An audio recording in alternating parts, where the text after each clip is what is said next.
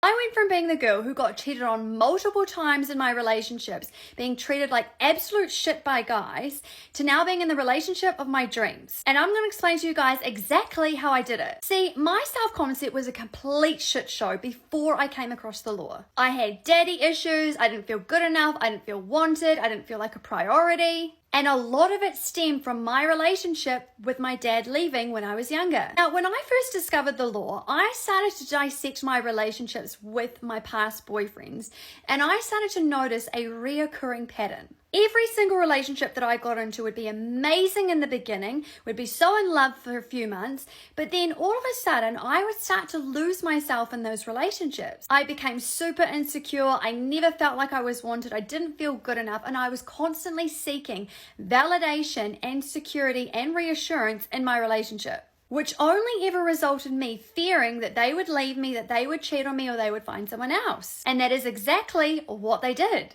So it actually takes quite a bit of ownership to look at your life and dissect your past relationships and go, okay, I've been creating these relationships unintentionally. So now I'm going to turn this around and I'm going to start to create intentionally. Now I identified what part of my self-concept that I needed to own. What part of my self-concept was I not honoring? Was I not loving? Now I worked out what did I believe about myself that was working against me when it came to relationships and men.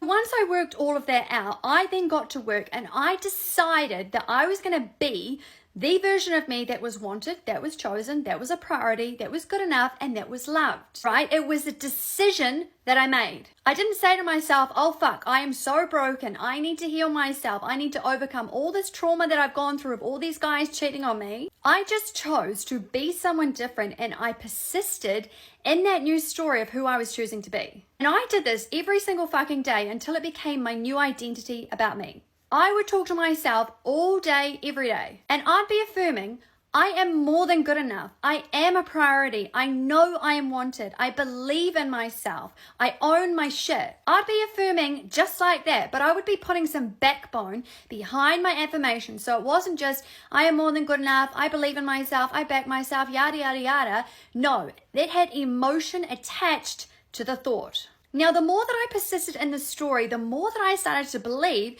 this is now who I was. And this is exactly how I manifested my dream relationship. I changed who I was being. I changed my story about myself, about love, about men, and about who I was. Because I could not manifest the relationship of my dreams being with someone who gave me attention, love, fulfillment, kindness, caring, held my hand as they crossed the street, if my self-concept was a complete fucking shit show. So this is what I mean. If you are someone who is constantly being treated like shit in relationships, or you're being cheated on, or you're being neglected, or whatever it is, you've got to really sit down and ask yourself, what story have I got going on about relationships, about love, about men, about women?